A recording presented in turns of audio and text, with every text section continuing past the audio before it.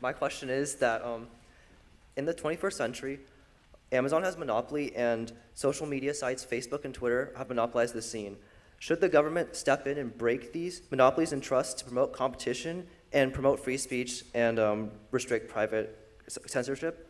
Or should they not get involved in this and leave the market alone? So I am anti-antitrust. So I think that the government far too often gets involved in antitrust from the wrong angle. So there are a couple of different perspectives on antitrust. Antitrust is breaking up monopolies. So there's one perspective is that if a company gets too big, then we will now consider it a monopoly. The other way to look at a monopoly is does it harm consumers?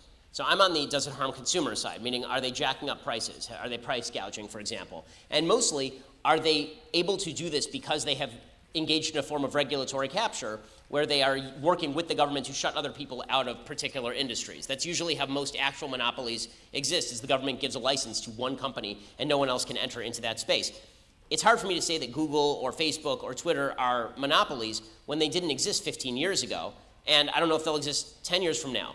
I don't know if you'd want to buy Facebook stock given the way things are going for Facebook right now, really. And that's a problem. As far as breaking up Amazon, I don't see any problem with what Amazon is doing. You get cheaper products. Everybody is using Amazon as a distributor. Those products compete with Amazon distribution systems. So, and the government is not guaranteeing, far from it, Amazon's monopoly power. So I don't really see why that's a monopoly. As far as Facebook and Google, the problem there is not that they are a quote-unquote monopoly. The big problem there, because I'm old enough to remember, you don't remember, but I'm old enough to remember when Ask Jeeves, Alta Vista, and Yahoo were things. But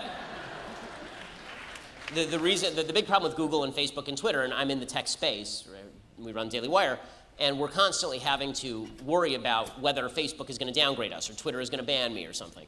And what that means is that those sites are actually not platforms. Those sites are actually editorial sites. And that means that they should legally be treated as editorial sites the same way my site, Daily Wire, is treated as an editorial site. If we print something libelous, we get sued. If Facebook has somebody post something libelous, Facebook does not get sued. Why? Because Facebook's contention is that they're basically a phone line. If you get on the phone to your mom tonight and you say something libelous, AT&T doesn't get sued. They say they're like AT&T. The problem is, what if the phone line were to start beeping out every time they thought something was a problem?